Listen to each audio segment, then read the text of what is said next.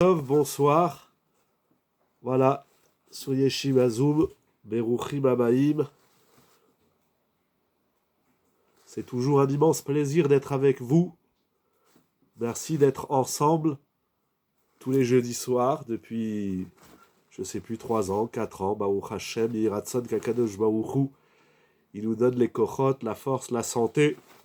Be'ezrat Hashem, pour pouvoir continuer de découvrir le miel de la Torah, la douceur de la Torah. Bonsoir à tout le monde et Rev Tov, que cette étude soit Be'ezrat Hashem pour la refoua shelema de tous les malades, pour la Géoula du Ham Israël, pour la bracha chez tout le monde, pour la libération de tous les otages, pour le shalom en Eretz Israël. Que des bonnes nouvelles chez tout le monde.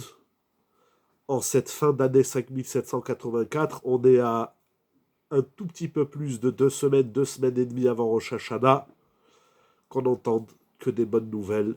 Tichle Shana Vekillotea, Tachel Shana ou Birkotea. Rav et Rabotai, ce soir, je voudrais étudier avec vous un très beau commentaire du Or HaChaim Akadosh qui touche une sugia, un sujet fondamental et primordial dans la vie de chaque juif, dans la vie de chaque Ben Israël. Nous allons lire quelques psukim de la parashat Kitetse, de notre parasha, au chapitre 22, Perek Ravbet. Il est dit la chose suivante. Bien sûr, un grand merci Rabbi Nathan et ton épouse pour tout le travail que vous faites. C'est votre mérite et que toutes les brachot de la Torah d'Akadosh Baruch Hu vous comblent Be'ezrat Hashem Lanoul Chol Israël.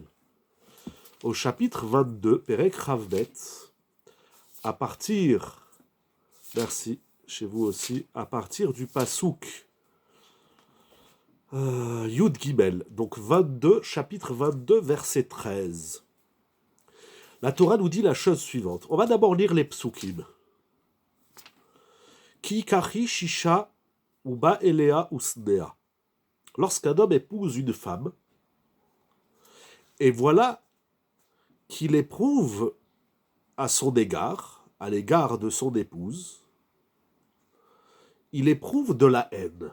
C'est dramatique de haïr sa femme, ou son mari, bien sûr. À cause de cette haine, qui est déjà une faute en soi, c'est assour de haïr. Nous rappelle Rashi, il est dit dans la Torah, dans Vaïkra 19-17, c'est écrit Lotisna et achicha bilvavecha, c'est assour de haïr. Qui plus est son conjoint.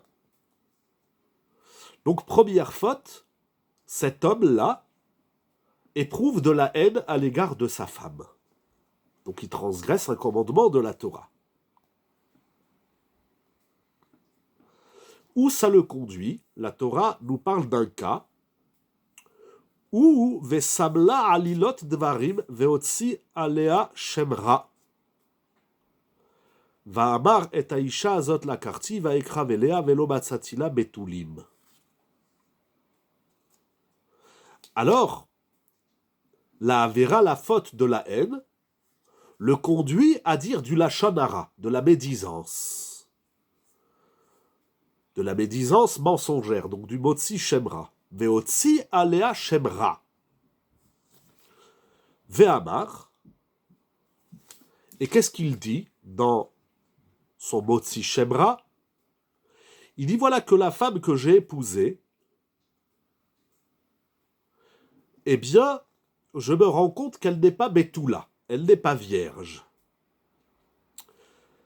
Et donc, il y a tromperie dans le mariage. Alors la Torah, au verset 15, 16, 17, va décrire une situation où les parents, Aviana Raveima, son père et sa mère, vont prouver que c'est de la pure médisance mensongère du motzi shemra, et ils vont prouver qu'elle était Betula. Donc, leur gendre ment. Alors, qu'est-ce que la Torah préconise pour cet homme? Verset 18, le Beddin va donner 39 coups au mari. Donc, Malkout. Incroyable. Qu'il y ait Malkout sur du Motzi Shemra. La Torah continue, verset 19. Ve'adshu oto mea kesef. Et en plus des coups qu'il va recevoir, cet homme qui ment et qui éprouve de la haine à l'égard de son épouse, de sa nouvelle mariée, en plus de Malkout, des coups qu'il reçoit, il sera puni. Ve'adshu oto mea kesef. Il devra payer une somme d'argent au père de la jeune fille d'une somme de 100 pièces d'argent, 100 sélaïd d'argent. Qui otsi shemra al betulat Israël, car il a prononcé de la médisance mensongère à l'égard d'une jeune fille d'Israël. Voilà succinctement les psukim que nous allons traiter. Nous allons voir un très beau commentaire du Or HaChaim Akadosh, que son mérite rejaillisse sur nous et sur tout Israël. Il y a un homme, malheureusement, cette situation de sin'a, de haine dans le couple, est quelque chose qui arrive, ça ne devrait pas. D'ailleurs, au début de la paracha, il est déjà dit, lorsque au chapitre 21, verset 15, Kitiena leishetena shimha achat ahuva ve'achat senua, la Torah a déjà parlé au début de la paracha d'un homme qui a deux épouses, dont une qu'il aime et l'autre qu'il hait, qu'il haït. Et va s'en suivre des conséquences qui sont graves. Donc on a au moins deux fois dans la paracha ce schéma d'un homme qui éprouve de la haine à l'égard de son épouse. Et à chaque fois, au moins dans ces deux cas, donc chapitre 21, verset 15 et chapitre 22, à partir du verset 13, dans ces deux cas, la haine dans le couple est interdite, comme c'est interdit de haïr tout juif, lotisna et achicha bilvavecha. Mais dans ces deux cas que la Torah présente, la Torah va nous dire que s'il y a de la haine dans le couple, je reviens à votre question, est-ce que la haine et le dégoût c'est pareil? Dans ces deux cas que la Torah décrit, eh bien, vont s'en suivre des conséquences graves, et voire même donc des sanctions. La haine, alors ici la Torah, peut-être que par ailleurs, il faut chercher, la Torah nous parlera d'un autre cas, si c'est la femme qui éprouve de la haine à l'égard de son mari. En tout cas, ici dans ces deux passages, la Torah parle d'un homme qui éprouve de la haine à l'égard de son épouse, et il faut savoir que la haine dans le couple n'est pas sans conséquences, et les conséquences sont graves. Puisque dans la première référence, c'est-à-dire 21, qu'est-ce qu'on a dit, 21, 15, la conséquence, c'est qu'il va naître un enfant qui s'appelle Ben Sorer ou Boré, le fils rebelle. Et ici, la conséquence, c'est le Motzi Shemra et la punition que le mari va encourir. Vous demandez, est-ce que la haine et le dégoût, c'est pareil? Il y a certainement des différences, mais je pense que le dégoût, c'est plus sauvage, c'est plus plus investi que la haine. La haine peut conduire au dégoût. On n'a pas besoin d'arriver jusqu'au dégoût. Et voilà, il éprouve de la haine.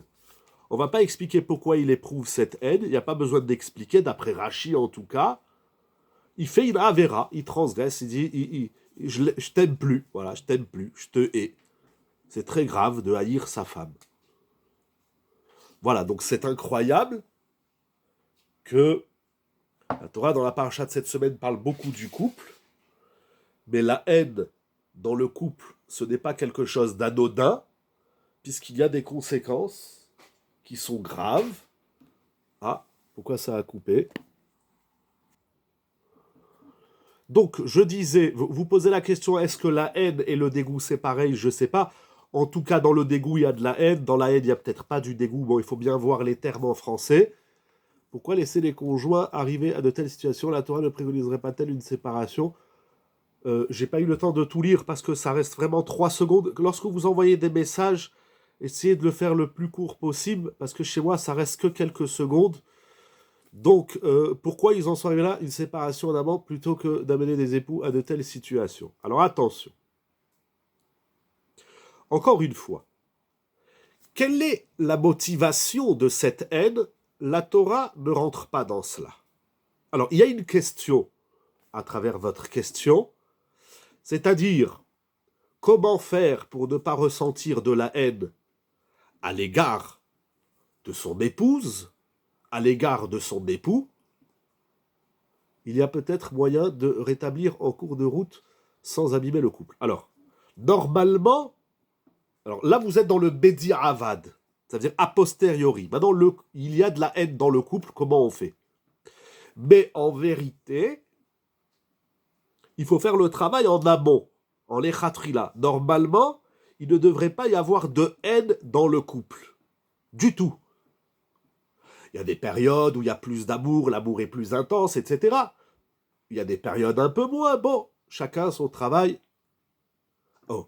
Alors j'ai dit, Rachi, en tout cas c'est la chita de Rachi, la haine dans le couple, c'est une avéra. C'est comme vous me dites pourquoi quelqu'un il mange du cochon.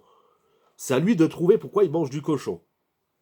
La Torah, ici, dans ces psukim-là que nous lisons, la Torah parle d'autre chose. La Torah, pardon, je cherche quelque chose. Bon, on le trouvera tout à l'heure. La Torah, ici, nous parle des conséquences de la haine. Alors, bien sûr, normalement, il ne faut pas de haine, etc., etc., etc. Pardon. Mais là, malheureusement, on y est.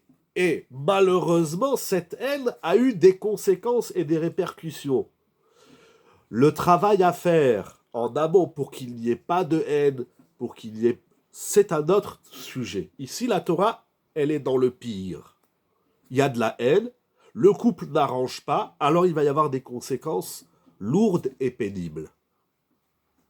Vos questions sont importantes, c'est un sujet en soi, comment monsieur, madame, le mari, l'épouse, comment doit-on faire pour qu'il n'y ait pas de haine qui s'installe dans le couple? C'est une très grande et très bonne question. Ici, la Torah, elle est dans une situation où malheureusement, la haine va déclencher ses conséquences dramatiques.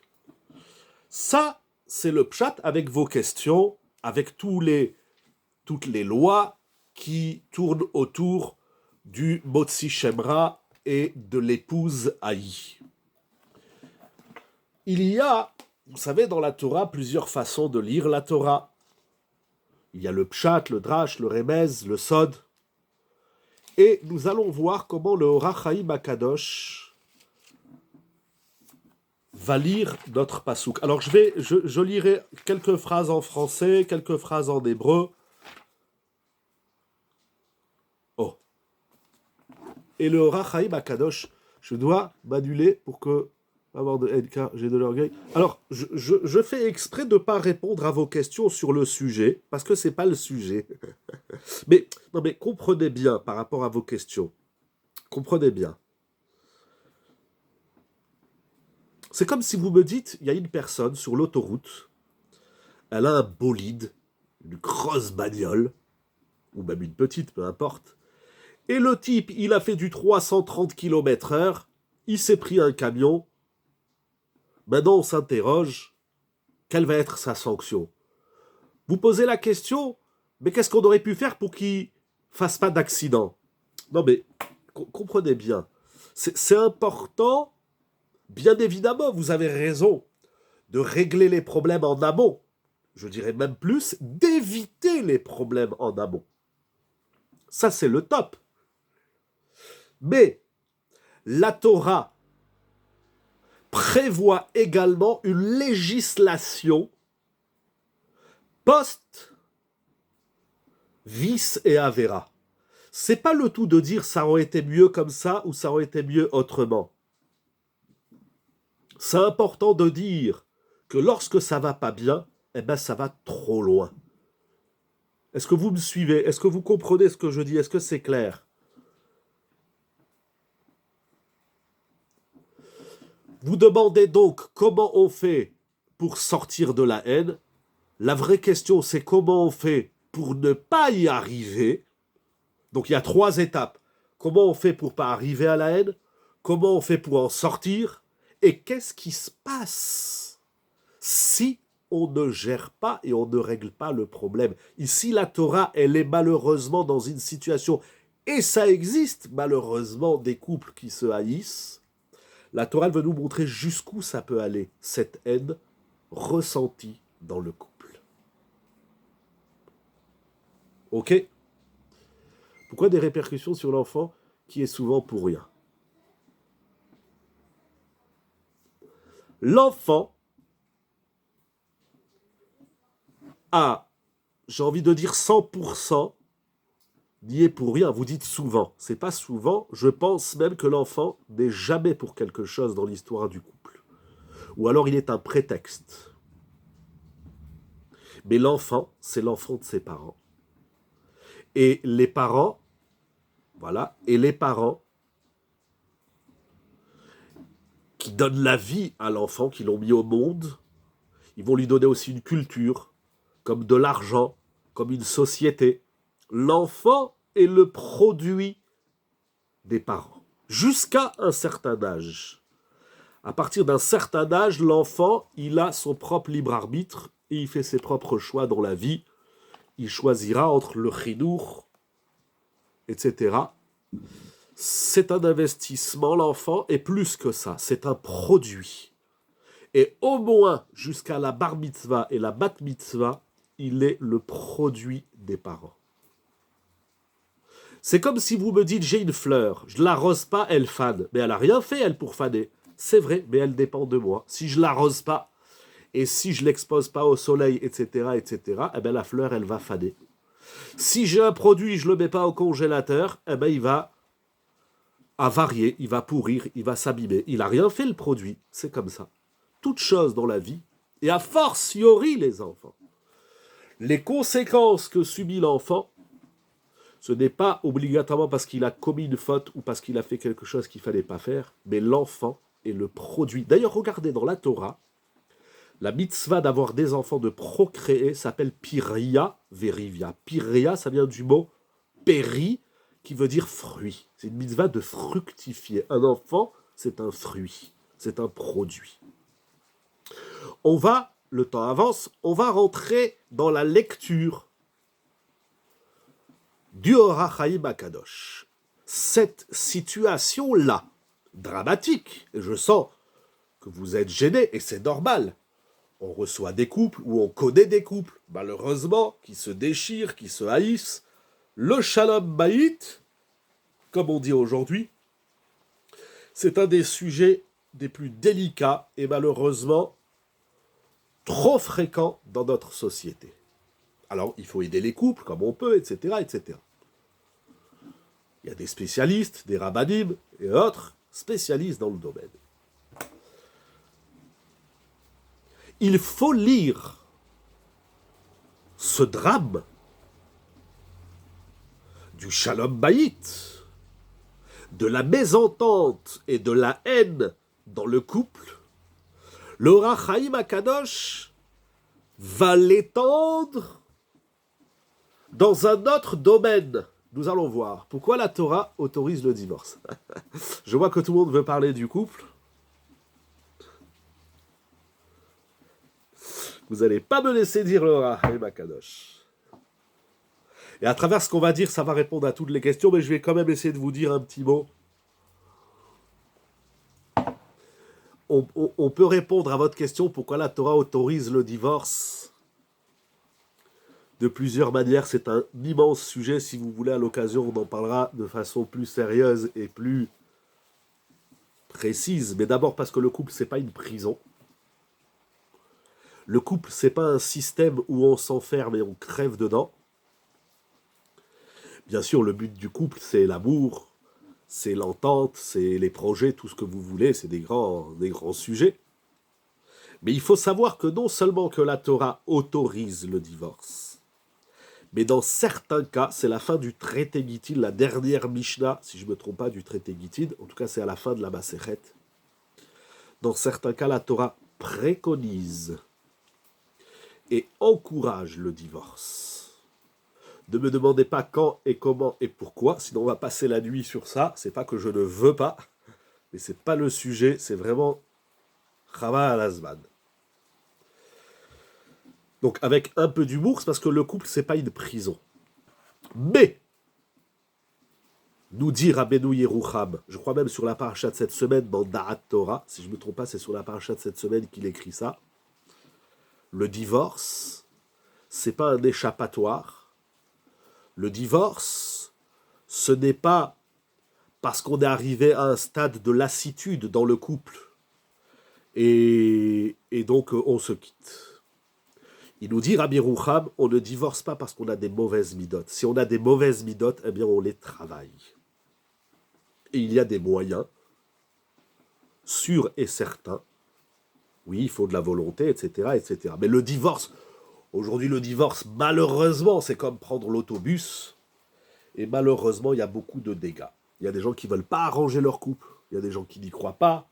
Il y a des gens qui ont souffert. Il y a le menu qui traite de ce sujet est très, très, très, très, très vaste. Et ce n'est pas le sujet de ce soir. Mais c'est sûr que divorcer, entre guillemets, pour rien, et il y a beaucoup de divorces qui sont pour rien. Mauvaise midote, ça s'appelle pour rien. Et il faut remédier à ça. Les gens pensent que le couple, c'est seulement quand tout va bien. Dès que ça va mal, c'est fini. Je t'aime plus, blablabla. C'est pas comme ça. Il y a un très beaucoup de traces de Rav Wolbe sur le couple. Il y a le livre de Rav Diamant qui s'appelle Zahou. Et il y a beaucoup d'Esfarim qui parlent du couple. Cette situation-là, regardez maintenant, on va sortir du couple et de la haine du couple.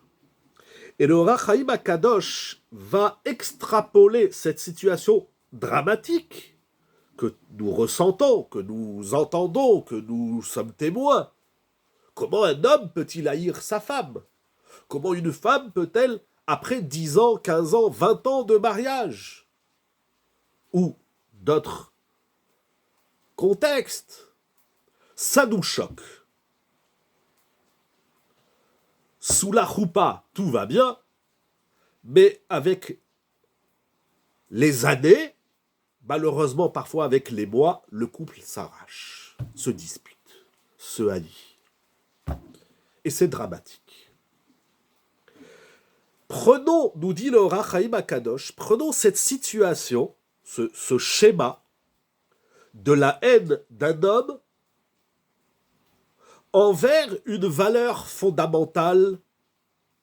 Alors la Torah, elle le fait, l'homme qui éprouve de la haine pour sa femme, mais l'homme qui éprouve de la haine pour sa femme, c'est un homme qui éprouve de la haine pour quelque chose de fondamental dans la vie. Le couple, c'est pas une option. Le mariage, au-delà d'être une mitzvah, c'est ce sur quoi le monde repose. L'otohu bera'a la shevet yetzara, le dit le pasuk dans Isharia. C'est pas une option. C'est pas bon, ben je l'aime plus, bon voilà, on a échangé, partagé, on a fait des enfants, ben on s'aime plus. Non. Le couple, dans la Torah, c'est sacré. D'ailleurs, c'est pour ça que dans la Torah, le couple s'appelle Kiddushin, Kdusha. Areat Mekudeshetli. Quelle est la traduction du verset, pardon, que j'ai cité? Dieu n'a pas créé le monde pour rester tohu, lo tohu bera, mais la shevet yetzara. Voilà, dans Ishaïa, la shevet yetzara, Dieu a créé le monde pour que le monde soit littéralement habité. Le couple, c'est ce qui assure l'existence du monde, nous dit le prophète Isaïe, Ishaïa Hanavi. Donc, maintenant on va laisser, avec plaisir, maintenant on va laisser le couple homme-femme. La Torah, nous dit le Ohr HaChaim HaKadosh, nous parle d'un homme qui éprouve de la haine envers une valeur vitale et fondamentale. Ou dans son couple, ou ailleurs. C'est-à-dire, on va extrapoler. La Torah, elle a une certaine élasticité. Pshat, Remesh, Drash et Sod. Donc, laissons maintenant l'histoire du couple, du divorce, etc., qui est une souilla en soi. Mais la Torah, ici, elle nous parle d'un homme qui éprouve de la haine pour quelque chose, entre guillemets, si c'est l'épouse, et ça peut être autre chose, nous allons le voir dans le Ohr HaChaim HaKadosh, un homme qui éprouve de la haine à l'égard d'une valeur fondamentale et vitale, comme envers un concept, très bien dit, mais envers un concept qui est vital, qui est fondamental, qui est existentiel. Ça veut dire, en vérité, lorsque vous dites comment un homme, comment peut-on s'obliger des sentiments autorisés? J'ai rien compris, excusez-moi, Bechila. Comment peut-on j'ai oublié vos mots. J'ai pas compris votre question, excusez-moi.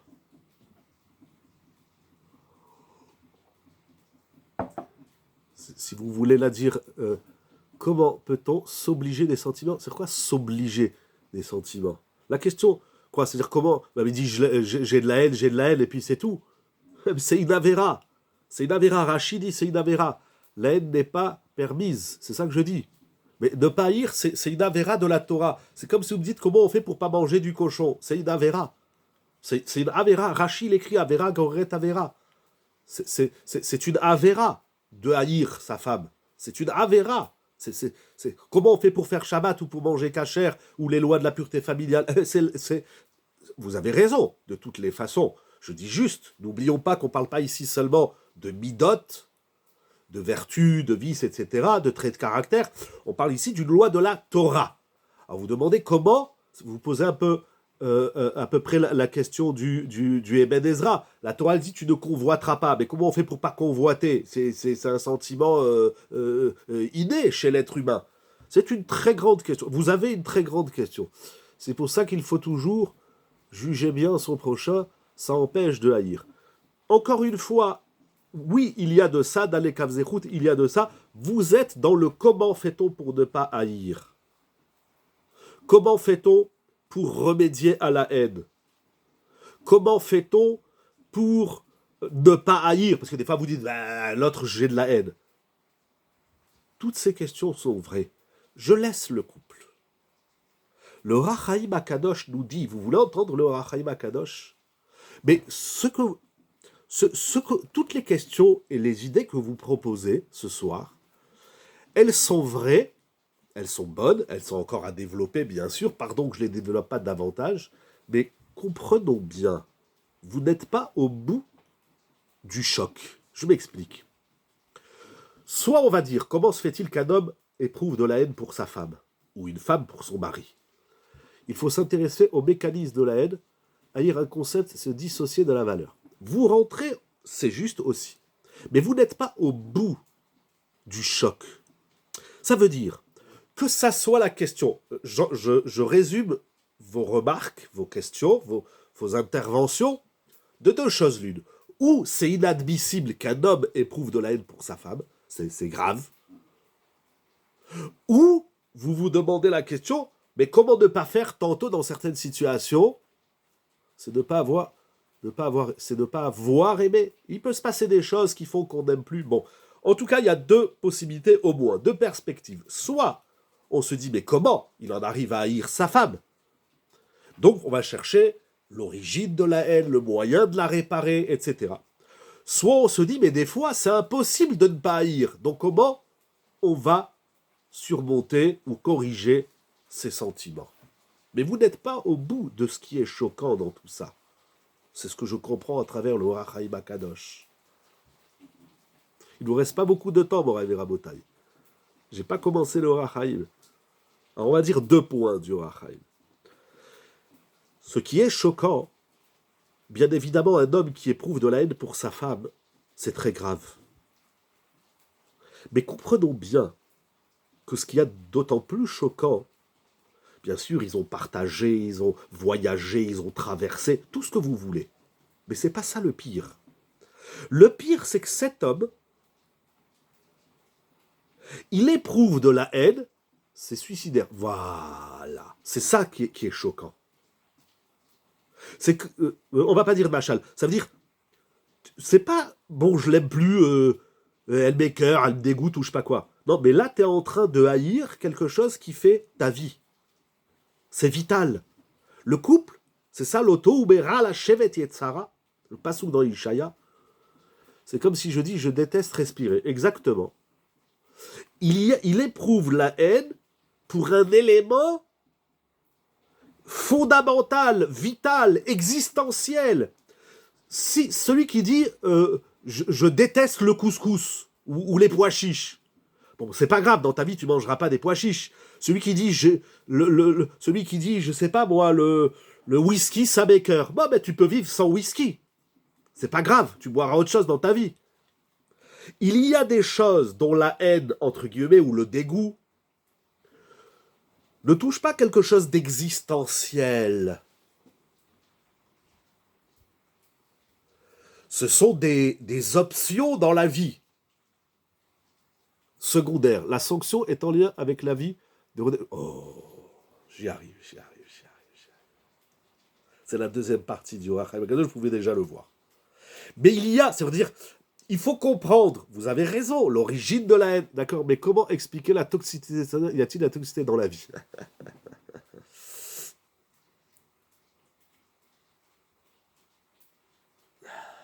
Je réfléchis. Je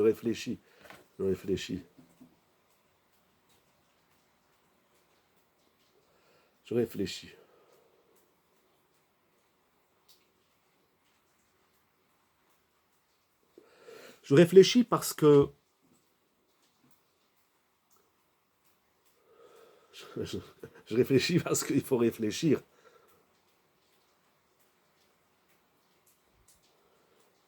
Est-ce que, vous savez, vraiment parce que vous voulez parler du couple ou des relations, ben Adam Lachavero,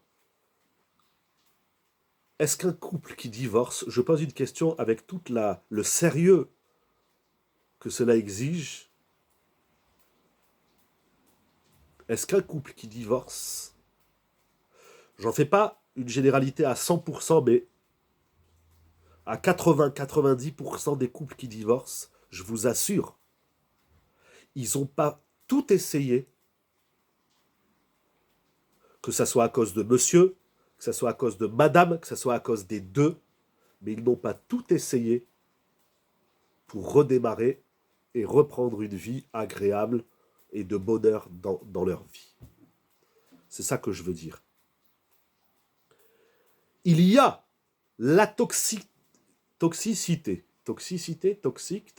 c'est ça?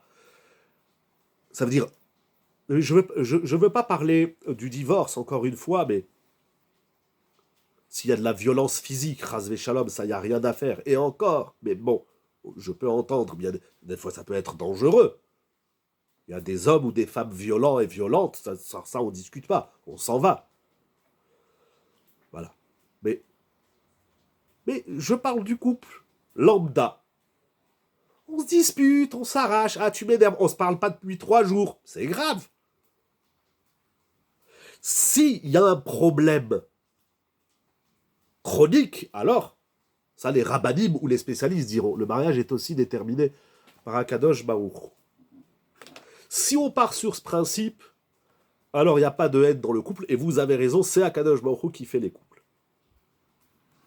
Mouraï et Rabotai, il nous reste pas beaucoup de temps, rentrons dans le Or HaChaim, et ce qu'on va dire de toutes les façons, ça va régler tous les problèmes, même des couples, vous allez voir. Il écrit quelque chose d'incroyable. Comprenons bien, ici, donc il faut comprendre l'origine de la haine, comment on remédie à la haine, comment on freine la haine, etc. Tout ça. Mais il faut aussi comprendre ce qui est grave. C'est que tu éprouves de la haine à l'égard d'un personnage, c'est grave, bien évidemment, d'une femme avec qui tu as partagé ta vie, etc. Mais tu as de la haine à l'égard d'une valeur vitale et fondamentale. C'est comme celui qui dit j'éprouve de la haine pour la vie. Comme vous avez dit, celui qui dit moi, ça m'écoeure de respirer. Oui, de 13 à 22. Je ne sais pas, dans les Chumashi, moi j'ai.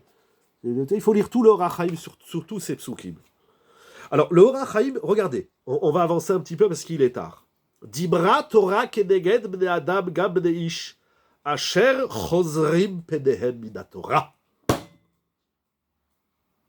Il y a des gens, puisqu'on parle, ça veut dire maintenant on enlève le couple, l'homme, la femme, très bien. Il y a un homme, la Torah nous parle d'un homme qui éprouve de la haine pour une valeur vitale. Il dit au Or HaChaim, il y a des gens qui ont de la haine pour la Torah. Voilà. Pas plus que ça. Il y a des gens qui se détournent de la Torah. Chozrim penehem min Torah. Même qu'est-ce qu'il explique ici? Voilà. Incroyable. Et pour l'Or HaChaim, un homme qui a de la haine pour sa femme, avec toute la gravité qui peut nous choquer, eh bien, il faut remettre ça dans le contexte du rapport que l'homme il a avec la Torah. Dora Ve'ayom, ce qu'il écrit. On ne va pas s'arrêter là, on va voir quel est le remède. Je ne sais pas si vous avez trouvé le Or HaChaim, mais il commence par Sukut Gimel jusqu'à la fin. Surtout ces 8 psukim, il parle au Or HaChaim. On n'aura pas le temps de tout lire, mais juste quelques phrases. Incroyable. Et regardez, le Or HaChaim, il va nous expliquer pourquoi il y a des gens qui n'aiment pas la Torah. Et comment on va remédier à ce rapport d'amour qu'on doit avoir envers la Torah, comme ce rapport d'amour qu'on doit avoir à l'égard de sa femme. C'est la même chose. Vous savez que la Torah, elle est souvent comparée, on le voit dans les livres de Shlomo Ameler, comme Shir HaShirim, Mishlei. Dans le Talmud, il y a plein de midrashim qui vont dans ce sens. Le couple, homme-femme, symbolise et dessine le rapport que l'homme il a avec la Torah. Donc la source de la haine est le rapport à la Torah. Je ne dis pas ça. J'entends ce que vous dites, c'est pas ça que je dis. Je ne dis pas que la source de la haine que l'homme il a avec sa femme, c'est parce qu'il a de la haine pour la Torah. Je ne dis pas ça. Je dis c'est le même schéma. Mais il y a un lien. On le voit dans... Rav Aryeh Kaplan, il a écrit un très beau texte sur ça. Et d'autres Sfarim, Rav Wolbe. Bon, mais Kitsu. Voilà, c'est un schéma.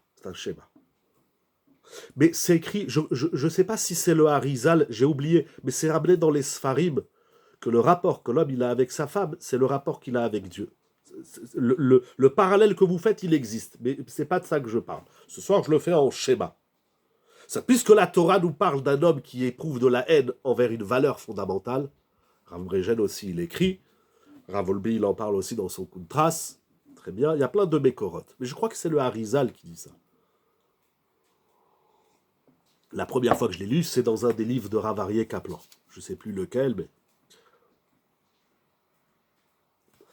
Et ce qui est intéressant, c'est que là, le Or HaChaim, il nous dit pourquoi ces gens, ils n'aiment pas la Torah. Pourquoi ils se détournent de la Torah.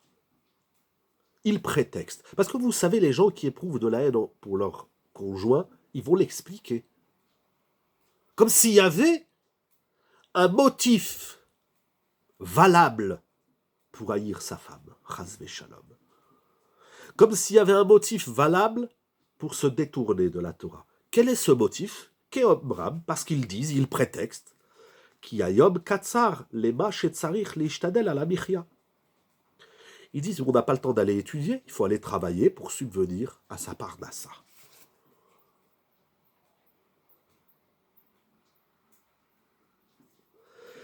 Et quel est le mot de Shemra qu'ils vont dire sur la Torah? ils disent, ils continuent,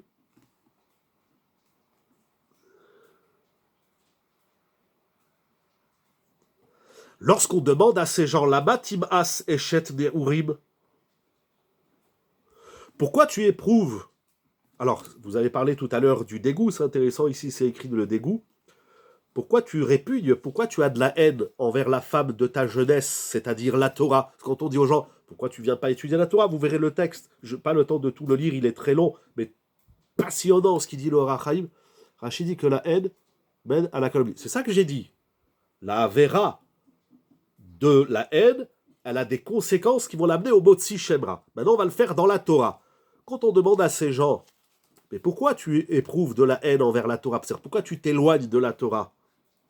Alors, il dit parce qu'il faut travailler. Ok, mais travailler et subvenir aux besoins de sa vie matérielle, payer son loyer, etc., c'est pas contre Torah. Mais pourquoi on sent... Il y a des gens qui disent, moi j'aimerais bien étudier, mais j'ai vraiment pas le temps. Le type il se lève à 6 heures du matin, il rentre tard le soir, il travaille 6 jours par semaine, le Shabbat il fait la sieste. Bon, mais monsieur tout le monde, il ouvre son bureau, son cabinet à telle heure. Il y a des gens, disons que ce soit vrai, qu'ils n'ont pas beaucoup de temps pour étudier la Torah la semaine, même s'il leur reste Shabbat et dimanche.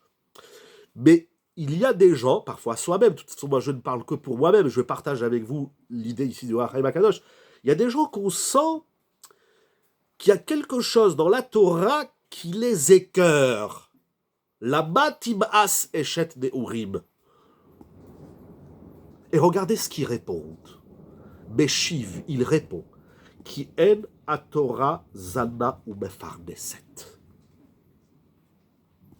Il dit, mais parce que la Torah, elle m'apporte rien, peut-être parce que la Torah rejette leur mode de vie. Non. Regardez ce qu'il dit le Rachaim. Il peut y avoir plusieurs raisons. Je dis non, mais il peut y avoir plusieurs raisons. Le Rachaim, il en dit une autre. Il dit, moi, je veux bien aller étudier la Torah, mais la Torah, elle ne me donne pas à manger. La Torah, elle ne paye pas mon loyer. La Torah, elle ne paye pas ma voiture. La Torah, elle ne me paye pas mes vacances. La Torah, elle ne me paye pas mes habits. La Torah, elle ne me paye pas ce que j'ai besoin. La Torah, elle ne me nourrit pas. En d'autres termes, qu'est-ce que je gagne d'aller étudier et de faire la Torah? Ça m'apporte quoi? Il y a ce regard de la Torah qui m'apporte rien. D'ailleurs, vous, les yeshivistes, là, les assistés de la société, vous êtes enfermés dans vos yeshivot et vos kolélim à étudier, et vous comptez sur les autres. Mais la Torah, elle t'amène rien. Allez, au mieux, si tu fais une carrière, tu vas devenir rabbin ou enseignant à l'école juive. Mais tous ces religieux-là qui étudient, ça leur apporte quoi? Ils apportent rien à la société. Il nous dit le Rachaim Akadosh. Ça vous apporte rien. Allez faire des études. Allez travailler. Gam eno roe siman bracha be'emtsaout limuda. Et il dit, le bonhomme, il prétexte, il dit en plus de ça, moi, vous savez, avant, tous les soirs, j'allais étudier 1 heure. Ça ne m'a pas amené la bracha. Un gamme qui a Sokba, même quand j'ai étudié, voilà, j'ai étudié pendant 2 ans, 3 ans, j'allais 3-4 fois par semaine le soir étudier avec le rabbin, j'avais même une chavruta. Ça m'a pas ouvert les portes de la parnassa. Ve'adrama. Et il continue à prétexter pourquoi lui s'éloigne de l'étude de la Torah. Roé, parce qu'il voit, il constate, il dit d'ailleurs je vois bien, que tous les hommes qui se sont éloignés de la Torah et ils ne la calculent pas, eh bien leur compte en banque, il explose. Il est rempli. Mais lorsqu'on étudie la Torah, 1, ça nous ouvre pas les portes de la parnassa. 2, on vit dans la pauvreté et toujours à demander de l'argent et à gratter de l'argent. Donc la Torah, non seulement que ça m'amène rien, mais je vois que celui qui ne fait pas la Torah, il en a plus que celui qui fait la Torah. Voilà ce qui conduit malheureusement les gens. Alors c'est intéressant, maintenant je reviens au couple. C'est très intéressant, il ne reste vraiment pas beaucoup de temps, parce qu'il faut voir aussi comment on va réparer tout ça. Mais Ezrat Hashem, le Rachaim, il va nous le dire. Pourquoi tu veux que je l'aime? C'est moi qui ramène la parnassa, elle s'occupe jamais de la maison. Qu'est-ce qu'elle m'amène, cette femme? Ça veut dire qu'on aime ce qui nous apporte quelque chose. Ce qui nous apporte rien ou peu, Ça veut dire qu'il y a des frustrations, il y a des colères, il y a des attentes. Eh bien, comme ma femme, elle ne m'amène pas tout ce que j'attends d'elle, eh bien, je ne l'aime plus. Ce regard, on l'a envers la Torah. Puisque la Torah ne m'apporte rien, eh bien, je ne l'aime plus. Incroyable ce qu'il dit le Rachaim Akadosh. Ça s'appelle Motzi Shemra sur la Torah. Ça s'appelle médire et mentir sur la Torah. Pourquoi?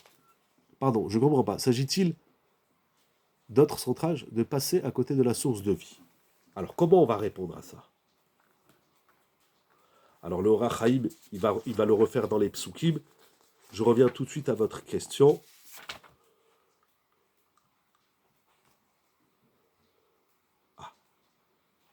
Bon. Encore une fois, vous dites... Pardon, j'ai oublié votre question, Meyer. Comment vous avez formulé?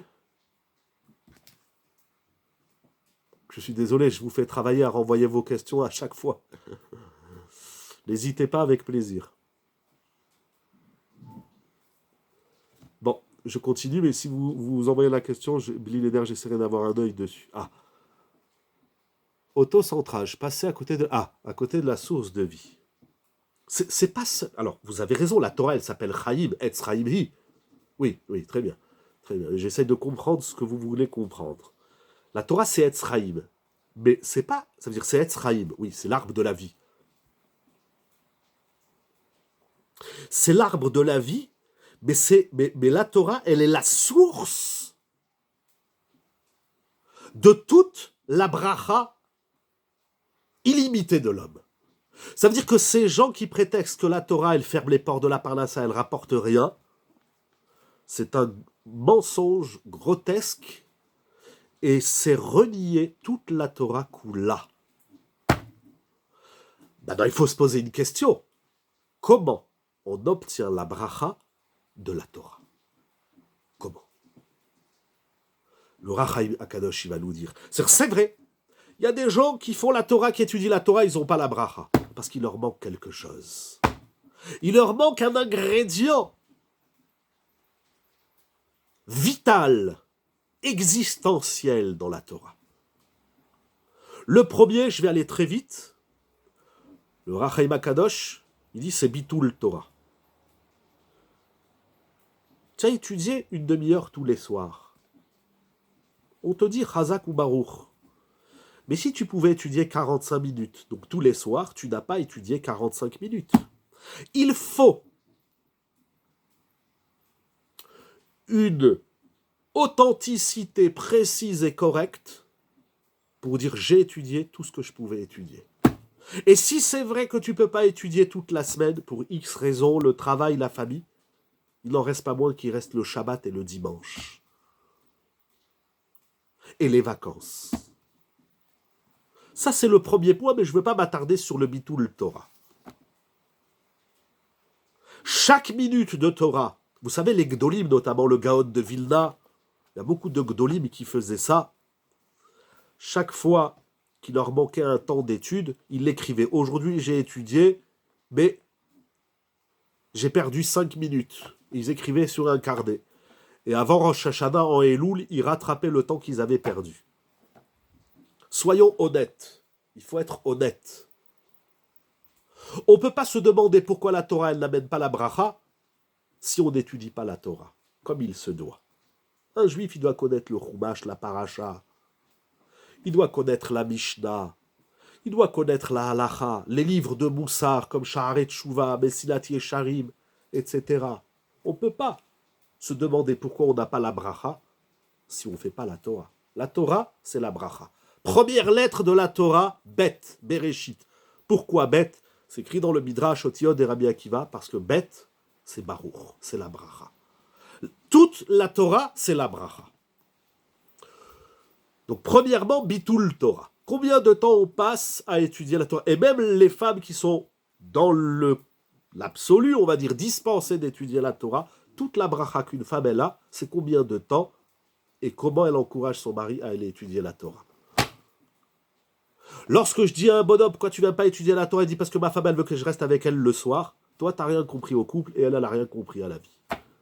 Il disait Rav Ovadia Yosef, Alama Shalom, mesdames, prenez le balai et au lieu de balayer la poussière, vous balayez votre mari, vous l'envoyez étudier la Torah au Beth Midrash. Toute la bracha d'une femme,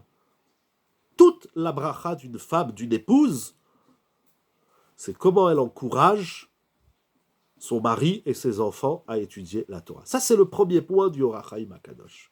Vous vous rappelez, on a dit tout à l'heure au chapitre 22, verset 19, Ve'adshu oto mea kesef. Cet homme qui a menti et a médit sur sa femme, la Torah dit, il devra payer une somme d'argent de 100 selaim d'argent. Il nous dit, le Or HaChaim HaKadosh, remez le mea brachot shechayav levarech bechol yom. Ça fait ici allusion aux 100 bénédictions que l'homme se doit de bénir tous les jours. Tu veux la bracha de la Torah? Il nous dit le Or HaChaim HaKadosh, il y a 2 clés. Tachel Shana ou Birkotea. Nous espérons tous que l'année 5784 se termine avec les drames. Et on espère, j'y arrive, et on espère que l'année 5785, elle va commencer avec ses brachot. On va ouvrir le Echal, on va faire des dons, la tzedaka, on va monter au Sefer Torah, on va écouter le shofar, on va jeûner à Kippour, on va faire le Seder de Rosh Hashanah, etc., etc. C'est vrai, c'est important. Le Or HaChaim HaKadosh dans Parashat Ki Tetzeh, à moins de 3 semaines de Rosh Hashanah, il nous dit, tu veux la bracha de la Torah, étudie la Torah. Premièrement, je ne m'attarde pas sur ce point, c'est une valeur en soi. Deuxièmement, récite 100 bénédictions par jour. Tout le monde connaît la Gemara dans Menachot qui ramène tout de suite Ve'ata Israël ma Hashem Elokecha Shoel Mimah. Et d'ailleurs, nous allons aller voir tout de suite ce pasouk dans Devarim, au chapitre 10, verset 12. Tu veux avoir la bracha, il faut savoir bénir. Combien de fois? Sans cesse. Sans cesse. Sans, C-E-N-T. Sans, S-A-N-S. Et où le Or HaChaim HaKadosh, il a vu que dire 100 brachot par jour, ça amène la bracha.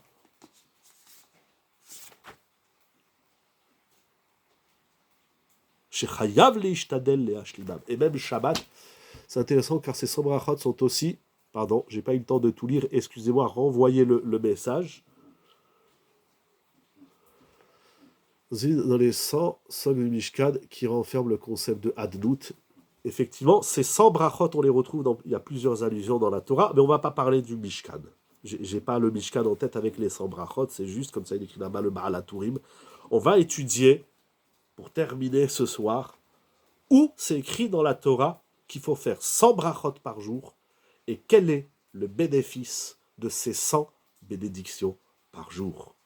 Chapitre 10, verset 12, le Deutéronome, Devarim, Perek Yud, Pasuk Yud Bet. Je prends le pasouk.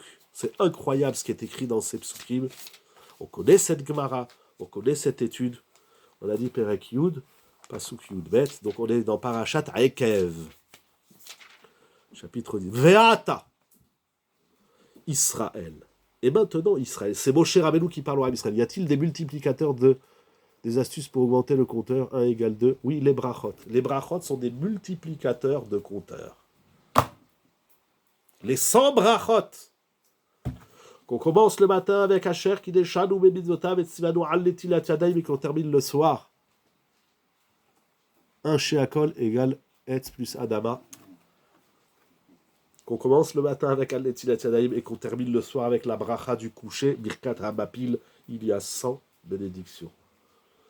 C'est bien ce que vous avez écrit, mais vous n'êtes pas obligé de rentrer dans ça. Chaque bracha, et encore plus lorsqu'on répond Amen, vous vous rappelez, on avait fait des shurim sur le Amen, lorsqu'on répond Amen sur une bracha qu'on entend, ça multiplie, ça augmente, ça décuple, ça dit tous les verbes que vous voulez. Une bracha, c'est pas de la religion, c'est pas avant de dire. Après, bien sûr, il y a des halachot, il faut connaître les halachot, il faut bien faire la bracha, mais kavana, mais regardez, ensemble, nous allons voir. Qu'est-ce qu'elles amènent? Ces 100 bénédictions. Ces 100 bénédictions, elles sont le ma'aké, le rempart de la bracha que la Torah, elle promet. À l'illimité. Ça casse les mauvais décrets. Ça me rappelle quelque chose. Notre chiour de mardi soir, on a parlé de ça. Mais regardez le pasouk, parce qu'il est vraiment tard. Ve'ata, Israël, ma Hashem Elokecha shoel beimach. Moshe Rabbeinu dit au Ham Israël, qu'est-ce que Dieu te demande? Ma Hashem Elokecha shoel beimach. Et la Gemara nous enseigne que le mot ma, je ne sais pas si vous avez le chumash sous les yeux, mais le mot ma, il se lit mea, 100. Hachem nous demande de réciter 100 bénédictions par jour. Les 100 bénédictions que nous récitons tous les jours, elles nous conduisent, les ira et Hachem et Lokecha, nous conduisent à la ira. C'est-à-dire que pour les 100 brachot, elles aient un effet illimité, il faut que chaque bracha que je récite, c'est avec la crainte d'Hachem. La crainte révérentielle. Ira taromemut. Premièrement, la lechet bechol derachav. Pour marcher dans les voies d'Hachem. Ira. La lechet bechol derachav. Ul ahava oto. Et ça nous amène à l'amour. Voilà le remède de la haine. Si chaque fois que ta femme elle fait quelque chose, tu lui dis tu es bête, c'est pas comme ça qu'on fait, il risque pas d'avoir de l'amour. Mais si chaque fois qu'elle fait quelque chose, tu lui dis ma chérie, je te fais une bracha pour que ça marche, ça va augmenter l'amour. Velavod, quatrième vers, Velavod et Hashem Elokecha bechol levavecha bechol nafshecha. On lui dit Amen. Exactement. Et de servir Hashem. Cinquième verbe, lishmor et mitzvot Hashem, de garder les commandements d'Hashem et rukotav asher anochi mitzadecha yom. Et regardez les deux derniers mots du verset 13, chapitre 10 dans Devarim, les tov lach. Hachem, il va te donner le bonheur, le tov. Les 100 brachot, on n'a pas le temps de s'arrêter sur ces deux psukim dans Devarim, chapitre 10, verset 12 et verset 13, qui nous parlent des 100 brachot. Les 100 brachot amènent à la ira, la lechet relachav, les havaoto, comme on a parlé beaucoup de la haine. Ici, c'est écrit l'amour. Comment on en arrive à l'amour? C'est en prononçant des brachot à sa femme, à son mari, à ses enfants. C'est pas à chaque fois que ton mari fait quelque chose, tu lui dis tu es bête, tu es idiot, c'est pas comme ça qu'il faut faire, et c'est pas ça que je t'ai demandé. Ça amène à la haine. Et puisqu'on a trouvé l'origine de la haine, eh ben l'origine de l'amour, c'est les brachot. Tu te lèves le matin, au lieu d'engueuler ta femme qu'elle t'a pas préparé des chaussettes ou repassé une chemise, fais-lui une bracha. Montre-lui qu'il y a quelque chose que non seulement en elle qui t'intéresse, mais que même tu lui fais une bracha. Ta femme, elle fait des chalotes. Dis-lui, chérie, je te fais une bracha, que tes chalotes, elles soient royales. Elle fait un couscous, elle repasse des chemises, elle fait les courses, elle te ramène la parnassa. C'est pas, bon, allez, casse-toi et on se revoit ce soir, chas vesha. Non, non. Je te fais une bracha pour que ça marche au travail. Je te fais une bracha pour que ça marche à la cuisine. Je te fais une bracha pour que ça roule avec les enfants, etc., etc. Quand on fait une bracha, vous avez dit celui qui bénit. Mais bracha, moi je comprends, c'est celui qui donne de la considération. C'est qui montre qu'il y a quelque chose chez l'autre qui l'intéresse. C'est-à-dire que je m'intéresse à toi et je t'en souhaite de réussir, plutôt que de critiquer, plutôt que d'écraser, plutôt que de dire des méchancetés. Fais une bracha à ta femme. Elle te dit, chérie, je sors avec ma copine. Bracha, au lieu de dire, oh là là encore, et tu me laisses tout seul. Et bien, bracha, tout ce qu'elle fait, fais-lui des brachot. Les brachot, ça augmente l'amour, la ira, la lechet berachav, la avoda, la shmira. Et lorsqu'il y a les 100 brachot, qui nous conduisent à cet amour, alors, les tovlach, on est dans le bonheur absolu et illimité. Mora et Verabotai, c'est écrit dans la Torah. Si, quand on fait une bracha, je disais cette semaine, nos amidot, nos prières, on les fait pas bien. On râle, on critique Hachem, on râle sur notre sort, on se détourne de la Torah. Une bracha, C'est vraiment montrer que j'ai de la considération pour ce que Dieu y fait dans le monde, pour ce que ma femme fait dans notre couple, dans notre famille, pour que ce que mon mari fait, ça marche et ça réussisse, etc. Ne soyons pas gênés, et bien au contraire. C'est là où on a la bracha, c'est là où on a l'amour, c'est là où on a le bonheur. Monsieur, tout ce que tu fais dans la vie, tu as un rendez-vous, tu dois signer un contrat, tu dois vendre, tu dois voyager. Demande une bracha à ta femme. Et madame, au lieu de critiquer ton mari, fais-lui une bracha. Pas une, 100 brachot. À Kadosh Baruch on lui fait 100 brachot par jour. Chaque fois qu'on va aux toilettes, chaque fois qu'on consomme un aliment, chaque fois qu'on se lave les mains, chaque bénédiction, chaque amida, la bénédiction augmente l'amour et l'amour augmente le bonheur. Ça, à l'illimité, ça, Moraï et Rabotai, c'est écrit dans la Torah. Celui qui fait ça, il ne peut plus mentir sur la Torah et dire la Torah, elle ne me ramène rien. La Torah, elle ouvre pas les portes de la Parnassa. Sans brachot,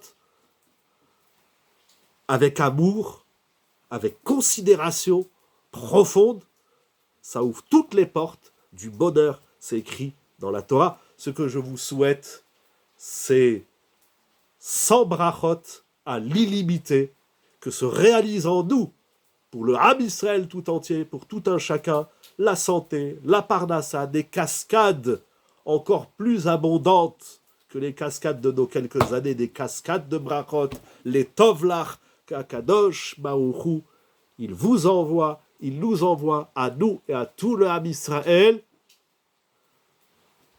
que des brachot pour l'amour et pour le bonheur. Shabbat Shalom, merci pour vos messages. Merci à toute l'équipe de Yeshiva Zoom. Mettons ça. Amen, amen, vechel lemar, amen, chez vous aussi. Mettons ça en pratique. Quand tout de suite, vous allez maintenant après le chiour, boire un verre d'eau, un thé, vous allez manger une pomme. Faites une bracha avec toute la kavana que vous pouvez. Chaque mot. Baruch ata Hashem Elokeinu melech haolam shehakol nihiya bidvaro. Ça nous amène à l'amour d'Hachem. Si on fait une bracha en critiquant le bon Dieu, ça ne peut pas marcher. Il n'y a pas d'amour, et il y a du divorce, et il y a de la haine. Il y a ratson que nous puissions, Be'ezrat Hachem, comprendre que la femme qu'Akadosh Baruch Hu nous a donnée, que le mari qu'Akadosh Baruch Hu nous a donné, c'est source de bracha, comme c'est écrit d'ailleurs dans la Gemara Masechet Yebamot. Le couple, c'est la bracha. Et l'autre couple, qui est notre rapport avec la Torah, soit synonyme de grande bracha pour nous, pour tout Israël, pour vous. Un grand merci. Voilà Yebamot 62b. Merci. Qu'Akadosh Baruch Hu réponde à toutes vos filotes, les tovlach, la doul chol Israël. Shabbat Shalom, Besorot Tovot. Et je vous dis à très bientôt dans le bonheur, Be'ezrat Hashem et la Simcha. Refoua Shelema, Besorot Tovot, 1000 milliards de brachot. Yeshiva Zoom, Sej Online, pour la gloire d'Akadosh Baruch Hu avec le sourire. Kol Tuv. Kol Tuv.